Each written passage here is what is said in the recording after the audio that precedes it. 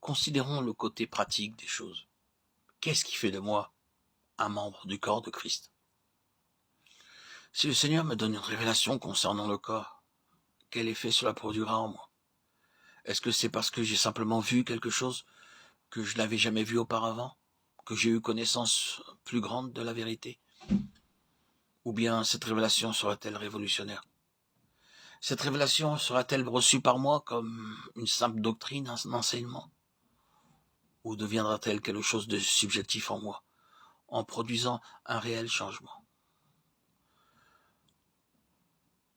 Je vous assure que lorsque vous aurez vu cette chose, cela vous révolutionnera.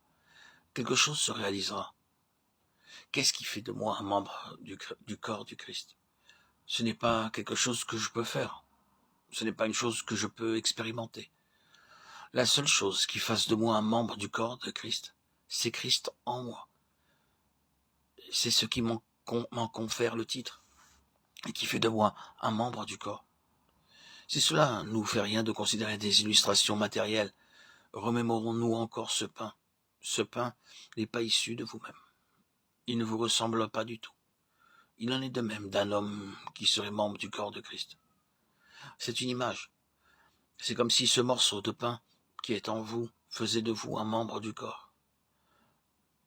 Le corps de Christ, c'est Christ. Paul ne dit rien de faux, grammaticalement ou spirituellement, lorsqu'il dit « Car comme le corps est un, et qu'il y a plusieurs membres, et tous les membres du corps, quoique plusieurs, sont un seul corps, ainsi est le Christ. » 1 Corinthiens 12. Je pense que certains d'entre nous aimeraient apporter une modification. Grammaticalement ou sur le plan logique, c'est erroné. Il aurait dû dire « Ainsi est le Christ et l'Église ».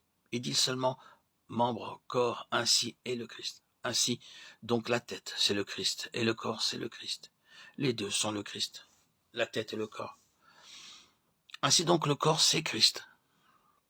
Tout ce qui procède de Christ continue ce corps. Ainsi, tout ce qui ne vient pas de Christ ne pourra jamais s'appeler l'Église et doit être laissé en dehors.